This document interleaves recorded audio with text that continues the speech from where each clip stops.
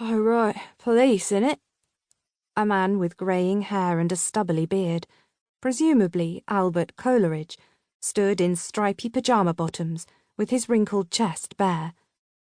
The smell of tobacco and old coffee stung Molly's eyes. Albert Coleridge? Don't wear it out.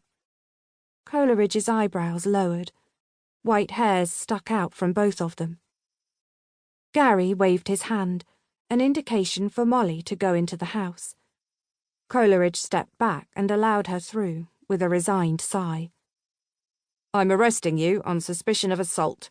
You do not have to say anything. Molly slipped into the living room, her focus clear and her job simple. Keep the girlfriend calm and out of the way. Easy. A smell similar to that which emanated from Coleridge seeped from the walls of the house, heightening the yellowing decor. Paper peeled from the wall by the gas fireplace. A cloud of smoke surrounded the heavily made-up woman who sat at the cluttered dining table. All right, who's you then? I'm Constable Blue, she grimaced. I'm with the police. I need to inform you that we are arresting Mr. Coleridge. Not for stealing sweets, is it? The woman narrowed her eyes and stood, her lit fag at serious risk of dropping from between her fingers. I am afraid not. Are you Julie? That's me.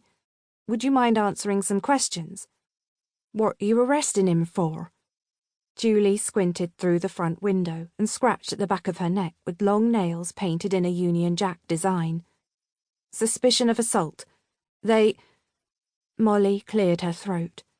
We believe he is responsible for the serious assault of Adrian Heather in Easton last night. Julie pulled her mouth to one side.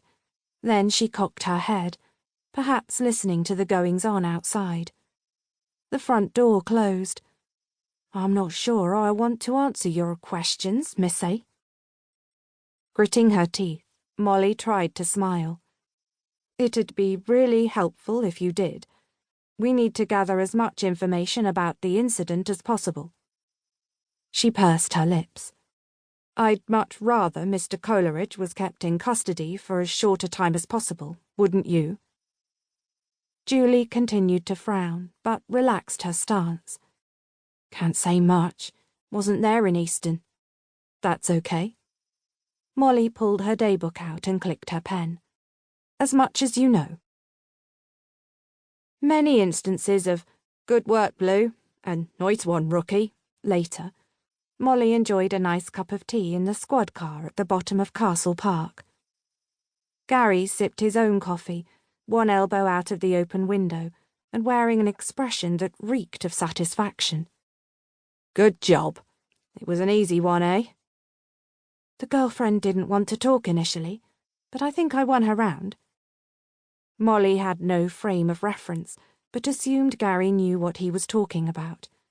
It hadn't been a chore. There had been no need to use any persuasive skills at all.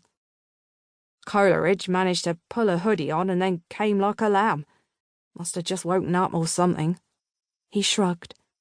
More action soon, I'm sure. Get you some interesting arrests. I don't mind. Molly smiled, pushed a wisp of blonde hair from her face, and wiggled her toes in her brand-new boots. She considered her office attire for a moment. Flutterings spread within her when she thought about receiving her first uniform. The boots, at least, were getting worn in. She was ready for proper shifts and proper work. The boots would be worn at home as much as she could. It wouldn't be good to have them rub her toes when she finally got around to chasing a suspect. Actually, I'm more into the helping the community bit of being a police constable. That'll change.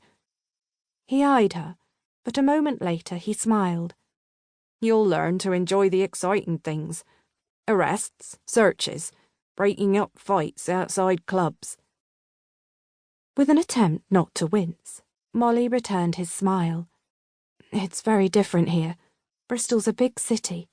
That's right. You're from the seaside, aren't you? Kind of. It's a small fishing village. You worked in a shop before you started your training, didn't you?